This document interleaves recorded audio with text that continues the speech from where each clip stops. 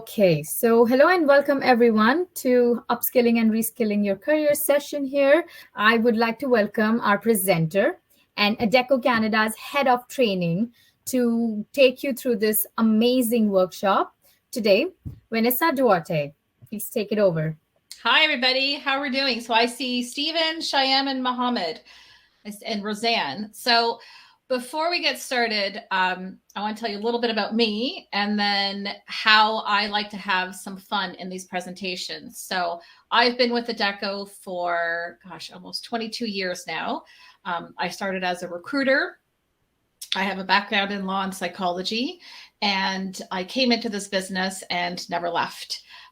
Absolutely love working with people, love making connections, love learning about how to make work more interesting, more accessible, how to make sure that we're future-proofing our skills. And so this is an area that I'm incredibly passionate about and really looking forward to our conversation.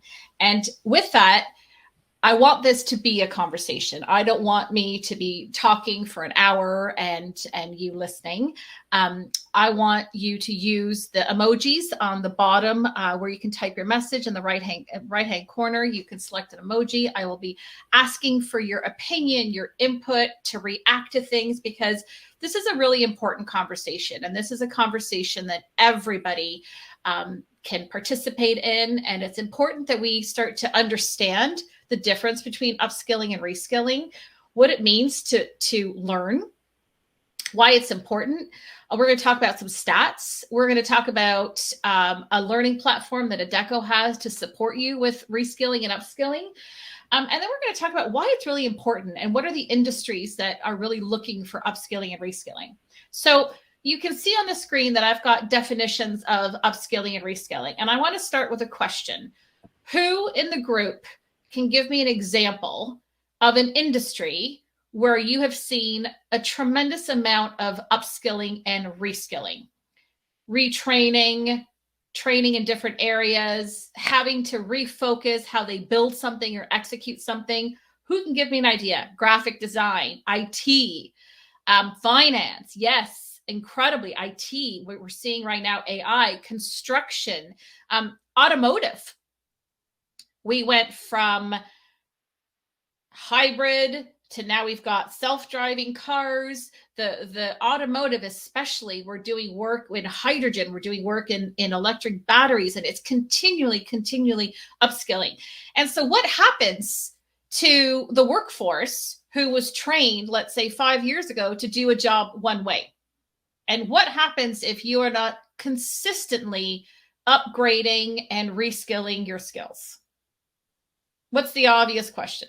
What happens if you're not moving as fast as technology and the industries are moving? Fall behind? You're left behind? Absolutely. And so we want to kind of start this conversation of really thinking that, everybody in the chat so far, and I'm loving your participation. This is what gives me energy. So thank you. I'm dying, Pavneet. I love you. So we really want to think about upskilling versus reskilling. So I'm going to start with reskilling. I want you to think about reskilling like professional recycling. Okay, so when we recycle, we take an empty container, it gets repurposed and adapted to something else. Let's think about reskilling like professional recycling.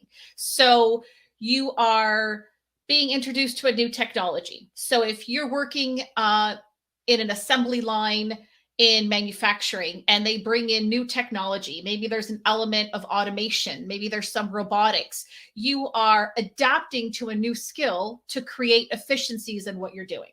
So it can learn new skills to do an entirely different job. It can adapt to the job that you're doing. So I want you to think about reskilling is like professional recycling.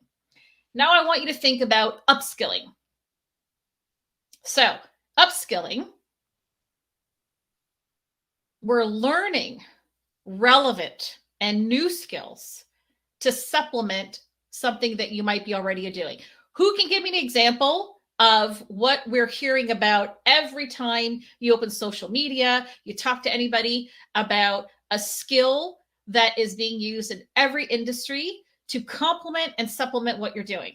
Yes, Marianne. AI.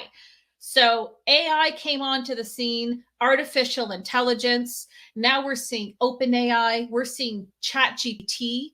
We're seeing that you can write essays with ChatGPT. You can use prompts to help you write job descriptions, to do research, to deliver, to create compelling stories. So we're seeing how technology is moving at a pace where it's not that you're going to be left behind, it's that the quicker you understand how to use this within your career, the better off and the more successful you're going to be. If everybody, whoever agrees with that statement I just made, give me a thumbs up or give me a thumbs down if you disagree. So AI is not going to replace our jobs. It's the people who learn how to use AI as an example that are going to see incredible success. Here's an example of upskilling and reskilling. So what's the value? The value to the workforce, you build an in-demand skill set. Companies now can bridge a skills gap by upskilling their workforce. You've got reinforced employability. I'm now going to feel empowered and encouraged and motivated and connected to my organization if they're constantly putting opportunities in front of me to learn and become more skilled and more efficient and more marketable in my job. Organizations. So when we can work with organizations to identify and get the skills that they need so that they can be competitive, so that they are future-proofing their organization. And then society.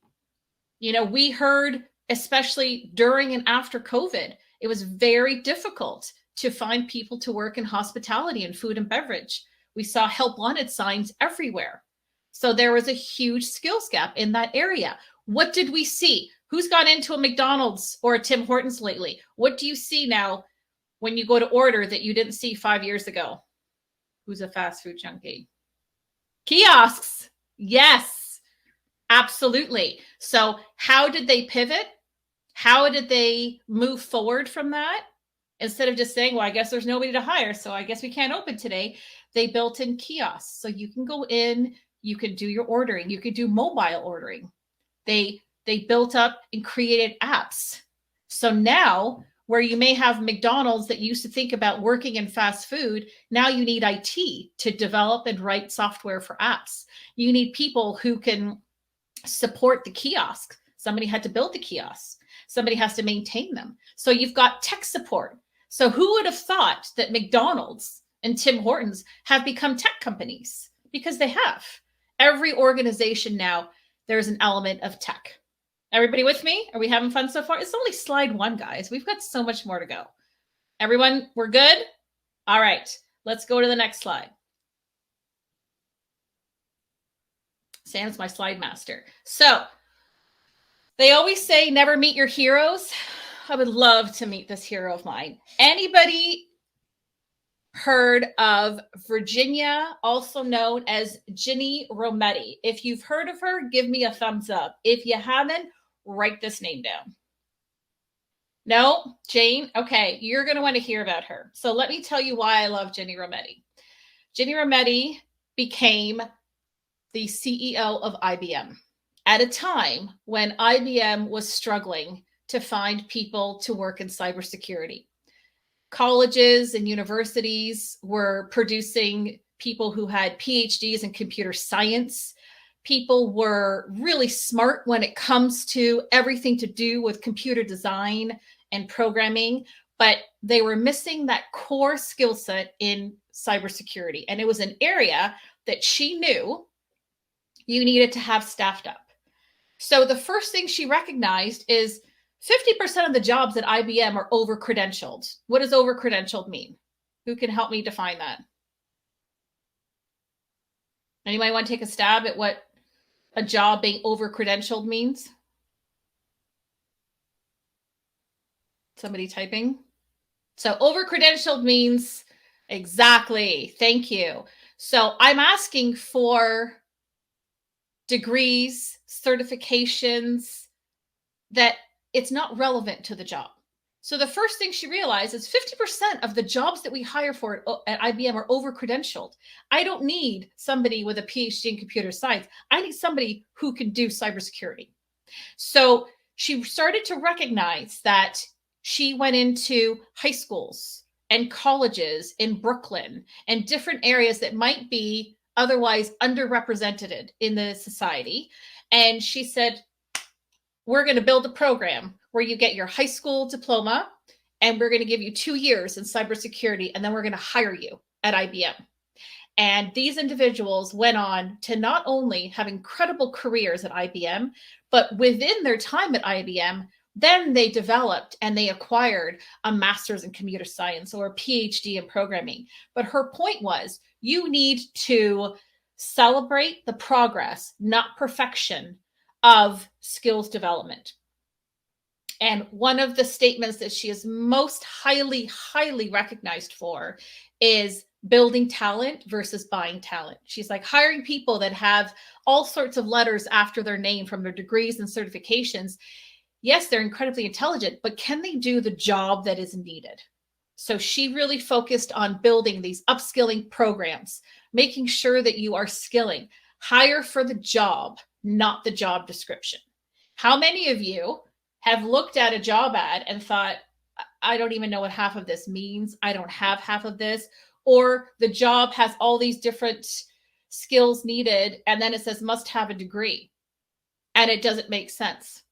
So let's think about what this means to hire for skill, not the job description. Number one. Encouraging and rewarding lifelong learning. She built in scholarship programs. She had people who were consistently empowering people to be curious and learning, and their retention went up, their performance. She was one of the longest standing CEOs at IBM. She stepped down in 2020. Anyway, I'm highlighting her because she is an incredible example of when somebody looks at a situation and recognizes, why are we doing everything in the same way if we're not getting the results that we want? Why are we putting that you must have a degree? Maybe you don't need a degree for this particular job. Maybe we need to focus on what the job requires. So really looking at, do I have the skills needed for this job? If I don't, how large is that gap? Is it upskilling? Is it reskilling? How do I work on building a culture where, as she called it, new collar jobs? So if you think about, there's blue collar jobs, there's white collar jobs. We used to talk about gray collar jobs, which is the intersection of blue and white. Now she's saying there's new collar jobs. You don't need a college degree. You need to have the skills to be able to do this job. You need to be willing to be trained, coached, and have the curiosity to continue learning. So Ginny Rometty is just one example of incredible leaders who have recognized that organizations don't function unless you have the right people who are skilled to do the job, who are willing to continue learning and expanding their skill set to move as society and the skills and technologies keep improving. So I wanted to just showcase a little bit of what she's done, because she had an incredible career. I think she's written books. She's got TED Talks. There's lots of interviews. So there's my commercial on Ginny Rometty, a hero I would love to meet one day. So if anyone knows her, you know where to find me. Okay, next slide. All right, the upskilling impact. So 4 key impacts. What happens when you invest in yourself? Does anybody disagree with any of these 4 things? This is what happens when you invest in yourself, when you learn different skills, when you adopt a professional recycling approach to your job. Anything else that we should add to this? You get greater earning potential. You can make a career change. You can enhance your work life. You're improving yourself. You're opening yourself up to new opportunities. Is there anything missing from the impact of upskilling when you invest in yourself? More connections. Absolutely. Thank you, Monica. Yes, it's amazing, by the way. Good power. Loved it. Anything that we're missing on the upskilling impact? So greater earning potential. Absolutely. Now you have more opportunities to talk about your career portfolio. I want to talk about resumes and I want to talk about career portfolios. So when I first started in this industry, you would go to an interview with your resume and they would scan down. When did you start? When did you leave? When did you start? When did you leave? That's not the world that we live in right now. We need to focus on people's lived experience. Maybe you've had to step away from your career for a few years, maybe to raise a family, to support a family, to care for people. Maybe during COVID, maybe you had to take a step to the side. So we're not focusing on how long have you been working back to back to back. We want to focus on what does your career portfolio look like? What are the skills that you have? What is the investment that we're going to make into you to hire you? And what investment are you going to bring? Productivity, knowledge, diverse skill set, different ideas, different perspectives. But most important, a willingness to want to enhance, grow, and learn. So I want you to think about if your resume has some gaps, if the jobs don't make sense, don't worry about that. The right employer is going to look at your career and your resume as a portfolio of your experience and not a story of when did you start, when did you stop. Okay, so I want that to be a running theme as we're going through this. I want that to resonate with you. I've heard, most often people have gone into interviews and it feels like they're being challenged on, well, when would you leave here and what happened in those 2 months that you were working here? We don't want to think that way anymore. We know that that's not realistic. Okay, that's the upskilling impact. Next slide, Miss Sam. All right, why does it matter? We've talked a lot about why it matters. I think it's important to put some data around what happens when we don't do it and why it's important that this becomes a priority. So when you talk to leaders in an organization, 90% will acknowledge that they are facing a skills gap. Give me a thumbs up if that stat surprises you. Does that seem high to you? Normal? Is 90% normal? Brandon, thank you. Too high, Stephen. Okay. So 90% of managers will say that the organization is facing a skills gap.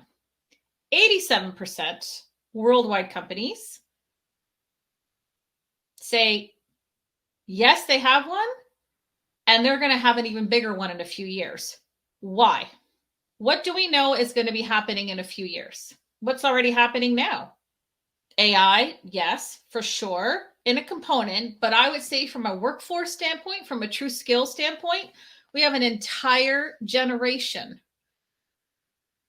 the boomer generation, as they like to be called, that are slowly but quickly retiring. And with that comes a huge and vast book of knowledge. These are individuals that have been in the workforce for probably 30, 40, 50 years and above.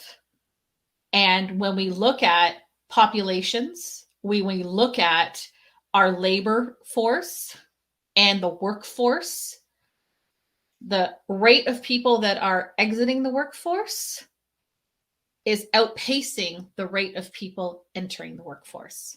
And that's a problem. So that tells us we have to, how do we future-proof this? We've got to make sure that everybody coming into the workforce has been skilled in the right areas, is aware of what are the core skill sets that are appreciated, recognized, necessary, essential. And we know 58% of the workforce needs to develop new skill sets to do their job successfully. When we started this presentation, I asked, what are the areas where we can see a lot of upskilling happening? You gave me 8 to 10 names: IT, banking, finance. Every sector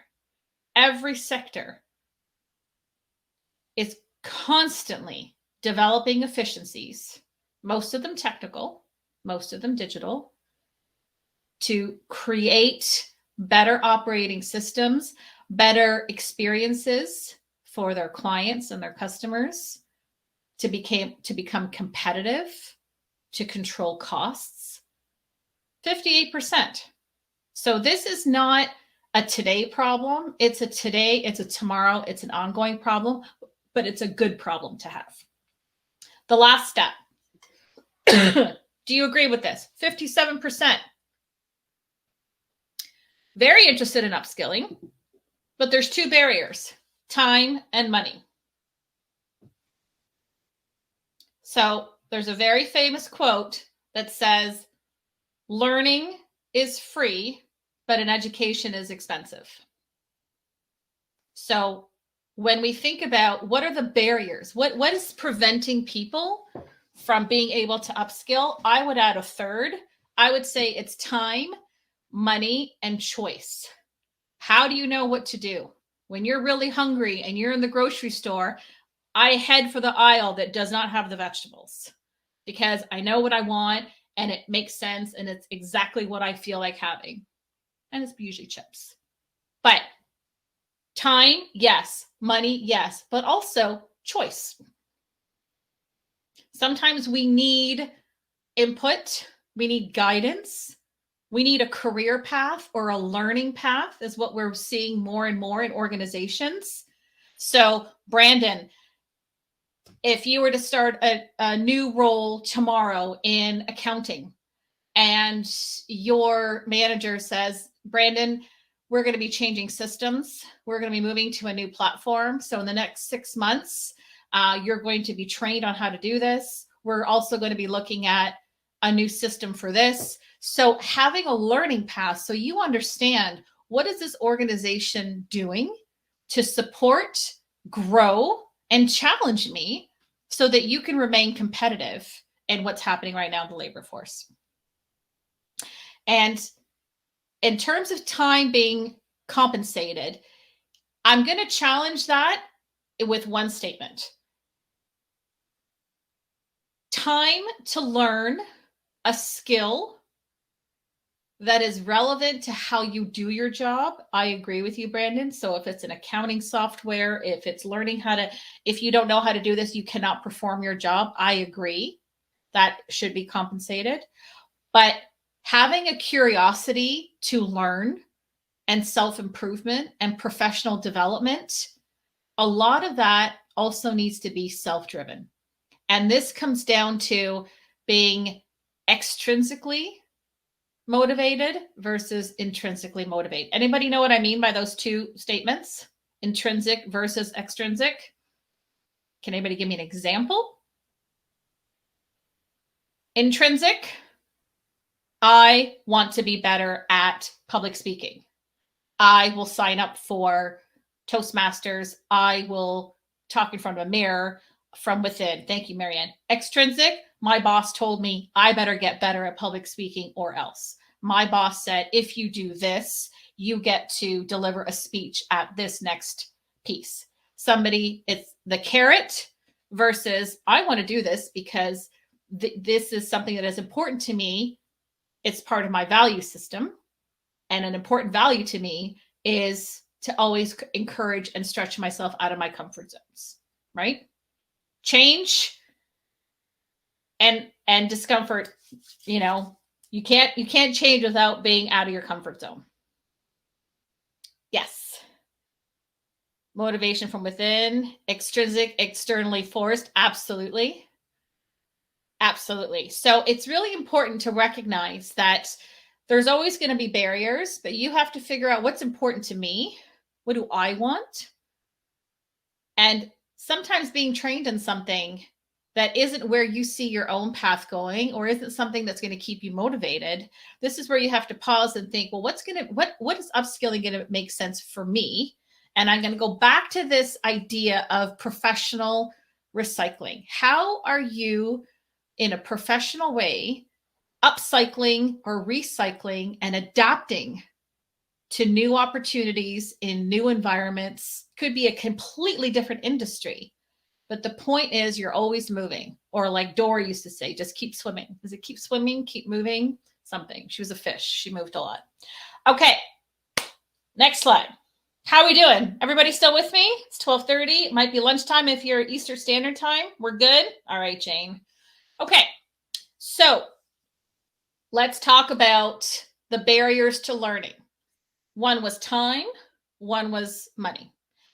One of the things that we at Adecco committed to a few years ago, was how can we develop a learning system or a learning platform that is a gift to our candidates, that is strategic enough, that will support them in discovering new areas, building on their existing skill sets, exploring new skill sets, but it's content that you can consume at your own pace.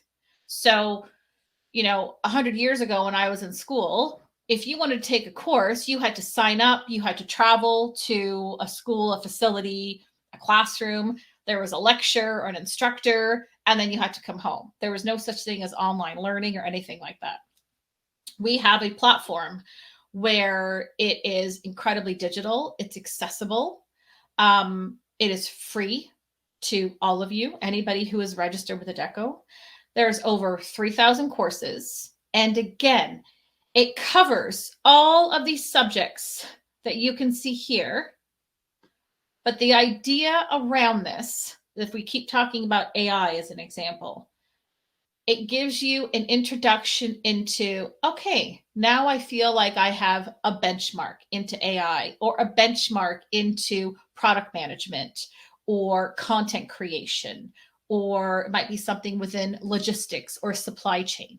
The idea is to give you the opportunity to consume content at your own pace. You can do it in the middle of the night if you're a night owl. You can do it on your phone.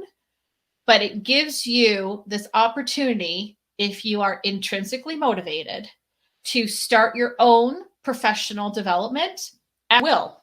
No one's checking up on you. No one's assigning anything to you. But if you want some support, then there's a talent consultant who might say, okay, Marianne, let's talk about, what's the next right move for you in your career? What are you doing now? What do you want to do more of? Maybe we make recommendations or suggestions. But so we want to make sure that we're addressing what have we built, created to support you, to give you, again, options, but the ability to start having some control over your own upskilling journey. So when we talk about the Aspire Academy, when we talk about Precipio, I'm going to go through the next few slides somewhat quickly because we're going to have resources for you at the end. We have a YouTube video that we will put the link in to show you. It's a very quick video, 5 minutes, gives you a tour of it. And then the quick start guide of once you complete your registration with Adecco, within 24 hours, you have access and you can go in as much as you want. So Adecco in the US created a foundation in 2019.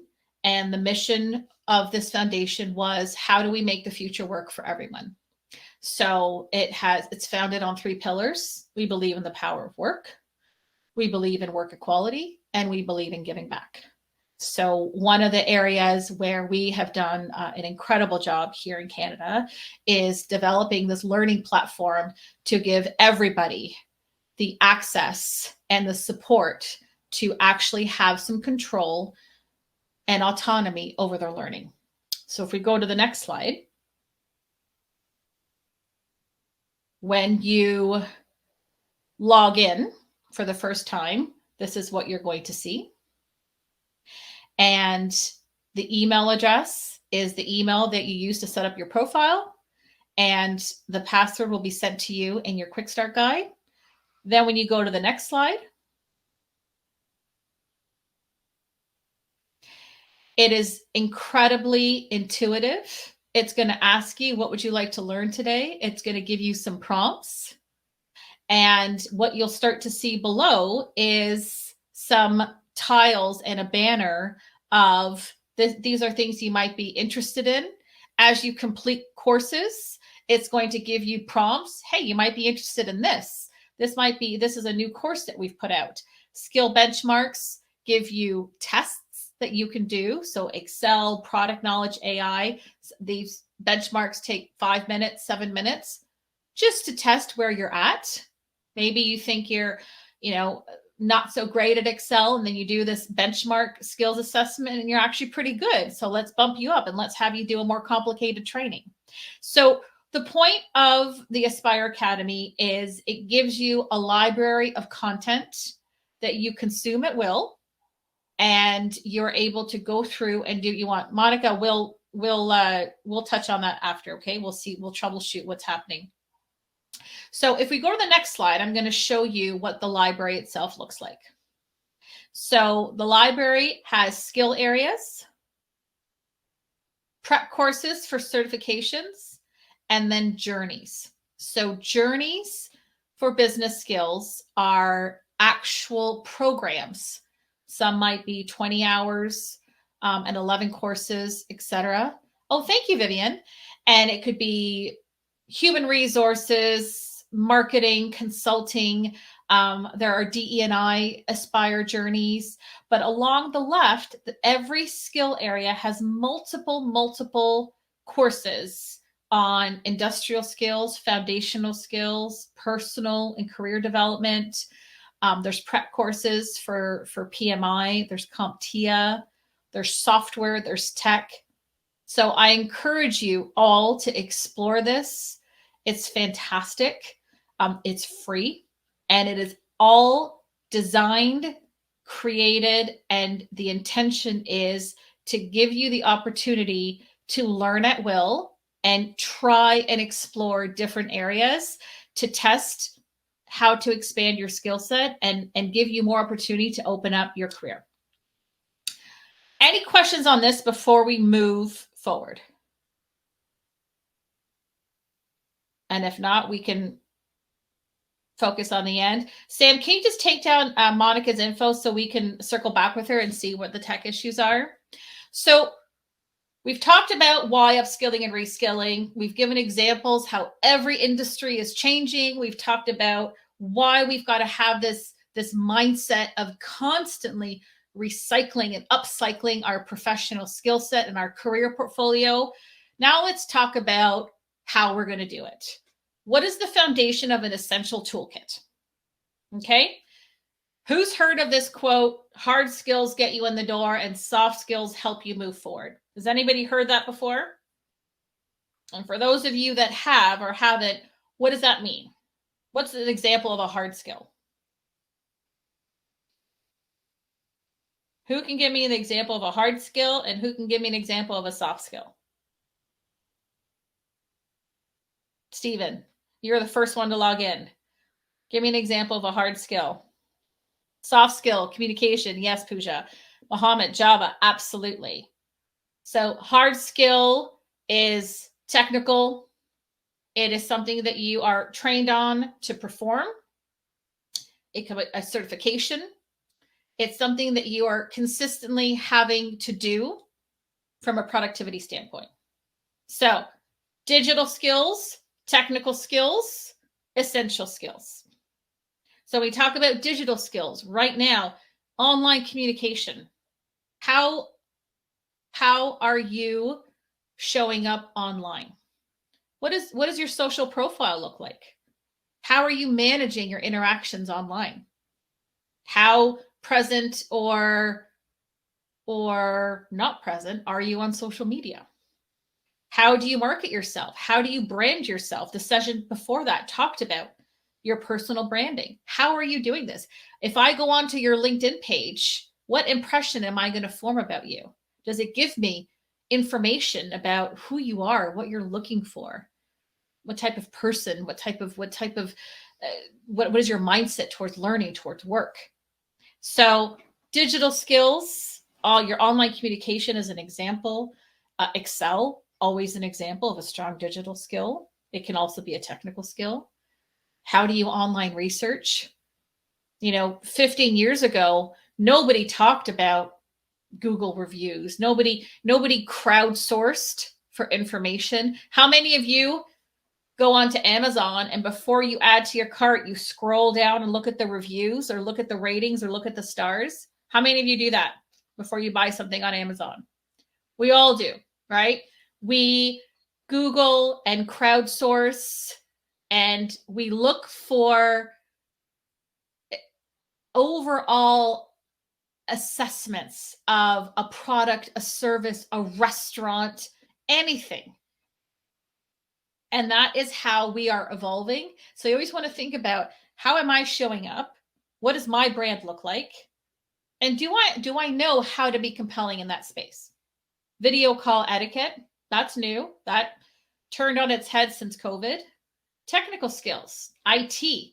Every single company and industry is an IT company. Anybody disagree with me?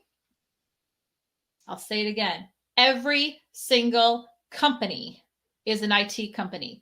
A company that walks dogs, a company that develops parts for the space shuttle, a company that makes vitamins. Every single company is an IT company. If they have an e-commerce platform, if they have any technical support, if they have a website, every company is an IT company. Right now, we're seeing technical skills, mathematical, programming, design, mechanical equipment, tools. We're seeing huge changes within the automotive industry as an example of how to support trucks. You know, somebody who spent their life as a truck driver now is learning dashboards on trucks. Trucks are becoming much more sophisticated. Some of them are autonomous, self-driving, but you're now seeing dashboards that are far more technical.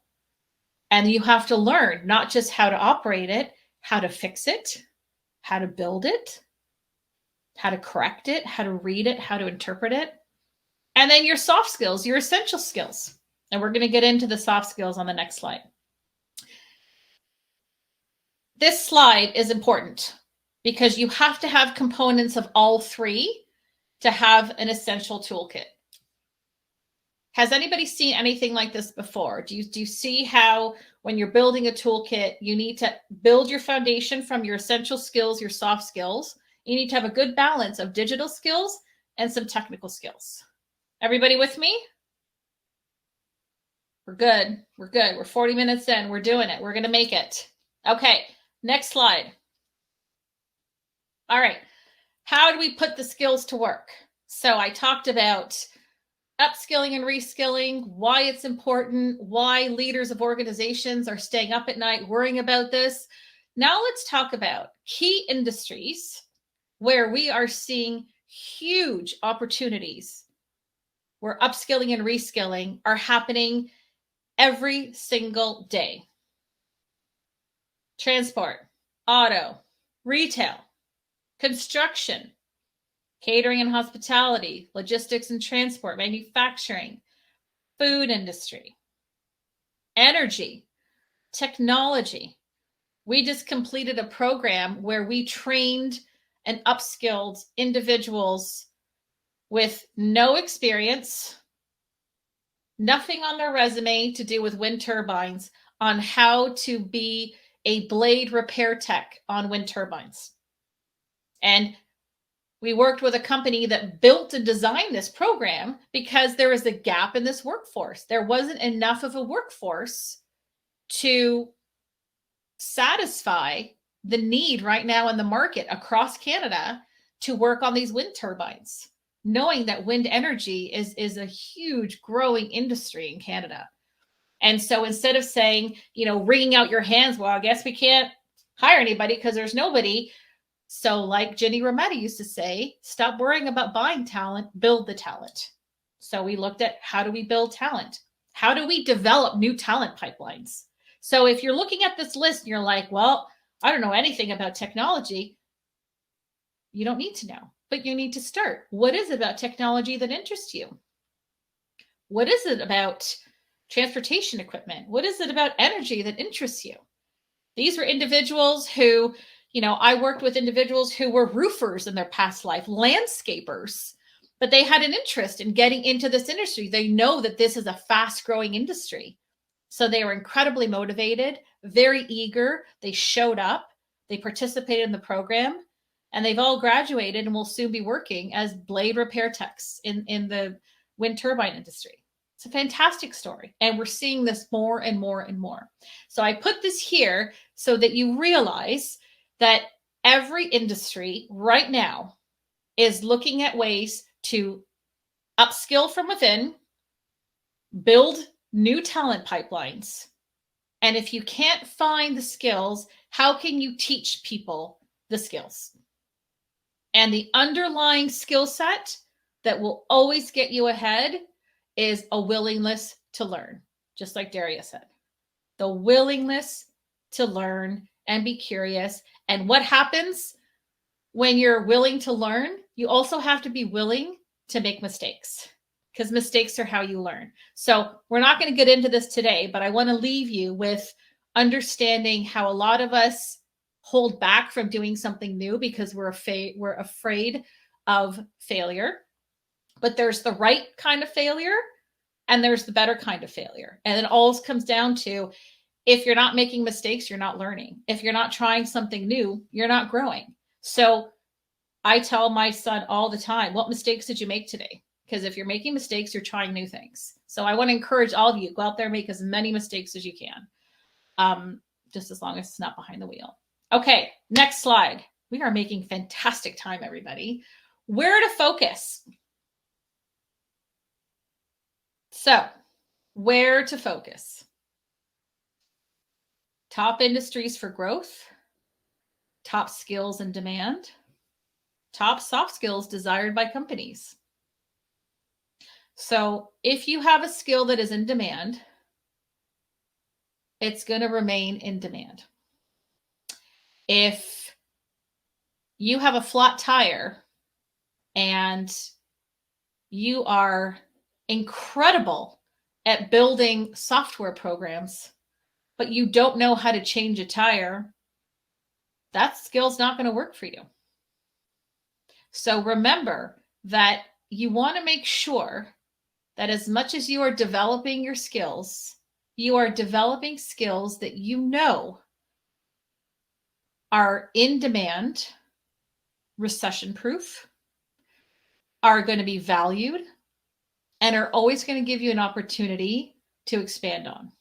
Right now, top industries, service industry, energy, technology, travel and tourism. People are traveling right now in record numbers of travel. Manufacturing, everybody saw that one thing, COVID did a lot of things, and one thing it gave us was an appreciation of what a strong supply chain looks like and what it looks like when you don't have supply chain. Remember the toilet paper saga of COVID? All of a sudden, everybody bought toilet paper and there was no toilet paper on the shelves. And then everybody started buying bicycles and there were no bicycles. So remember, skills are inflation proof. You have to constantly think of your career portfolio based on, do you have enough of the right skills? And are those skills in demand? So IT, marketing. Sam's in the marketing team. I can tell you right now, there's things that team does that I wouldn't have the first clue how to do. And I appreciate what they do every day. Search engine optimization, how to write compelling content, how to go on to different areas and really show, your value and understand what's happening right now. It's fascinating. Sales, engineering, analytics, project management, skilled trades, cybersecurity. Top soft skills. So we talked about this before. Adaptability. How do you deal with change? How do you manage change? How do you rebound from change? Do you appreciate change? Do you resist change? Emotional intelligence. How do you show up in meetings and conversations? Do you always have to be right? Or are you the type of person that it's important to get it right? Do you always have to have the last word? Are you a good listener? Collaboration. Do you value other people's opinions? Do you pay attention to the people who aren't talking? Do you focus on those people? Usually the quietest people have the most to say. How persuasive are you? Are you persuasive as in, I have to be right versus getting it right? Are you persuasive in showing the value in your position? Do you demonstrate flexibility to change and appreciate a different viewpoint? Creativity? Are you an out of the box thinker? Or do you say, well, this is how we've always done it? Well, that's never going to work because we've always done it this way. No, that's never going to work. So creativity isn't artistic. It isn't building something or designing something. Creativity is mindset. Creativity can be, are you willing to look at things from a different viewpoint? Collaboration can also be communication. What type of communicator are you? Are you a prosecutor where you're going to show all the reasons what's going to happen if you don't do this? Are you a preacher? Do you say all the reasons why you feel this is the best way? How do you communicate? How do you adapt? Your emotional intelligence. So these are questions to really ask yourself, because when you're in an interview, these are questions that you want to make sure that you can ask your future employer. Interviewing is a relationship between you and an organization, and it needs to be a right fit. How do people communicate in this company? What would you say is the message here? What happens when things go wrong? How does it work when people make mistakes? How do you value mistakes here? So really thinking about what's desired by a company, sure, but where do you fit in? And is there room for improvement? Is there an opportunity to do some professional growth here? I could grow in all of these areas, and I work very hard at it all the time. One is talking. I love to talk. Sam is probably texting me right now to stop talking. So think about these soft skills. Think about not just what they are, but how do you show up? How do you persuade? How do you collaborate? How adaptable are you really? What does your emotional intelligence look like? What would people say? Why do they like working with you? What's great about working with you? What's a challenge to working with you? You can master soft skills. You can learn anything, and you'll be an asset in any organization. I believe we have one more slide. Is that right, Sam? And then we can open it up for questions. Oh, there we go. Look at that. I saved us a slide. So before we get into questions, here's what I wanted to say, because we've covered a lot of information, but I want to give you kind of the highlight reel. The highlight reel is I want you to view upskilling and reskilling with a different perspective. I want you to think about it. It's not just training I need to do a job. It's what am I doing to grow myself professionally in the three areas of soft skills, digital, technical. How do I do it? We have a platform that can support you if that's something that you are into. Why do I need to do it? Because things are moving at a pace where you want to future-proof your profile, and you want to make sure that you position yourself, that you're interested in growing, expanding, and being highly, highly sought after in whatever job you choose to do. Okay. I'm being quiet right now. Who's got questions? Comments? We're open for comments, Q&As.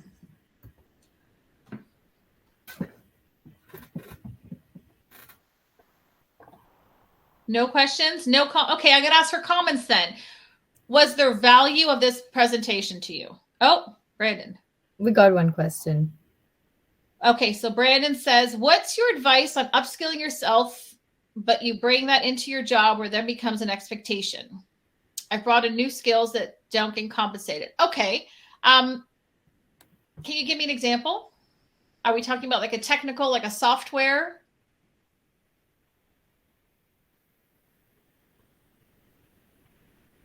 So video editing for marketing. Okay, thank you. So there's two ways to approach this. So if I come in with a compelling skill set that sets me apart from somebody else, okay? So let's say that I'm really good at video editing. Sam isn't. Poor Sam. And I keep putting my hand up to perform that skill in a job where it's not required. Number one is And this is where we talk about safe spaces. This is where we talk about soft skills, Brandon, is being able to go to your leader or your team lead or the person you work with and say, hey, I just, I have some feedback on what I've been doing right now in this role. I'm performing this. I really enjoy it. In fact, if this becomes an expectation, then, I would really want to look at maybe getting some professional development and upskilling video editing. Here's a course that I found. Here's a program. Would you be open in investing in me since I brought this skill set into the role where it wasn't an expectation and now it's an expectation? And how would you feel about investing in me to be able to make this a formal part of my role?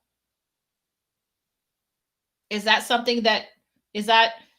what you were looking for, Brandon? Were you looking for a talk track or just an opinion? Where'd Brandon go? Because I think that happens a lot, Brandon. I think that, I was just with a very unstable to put up.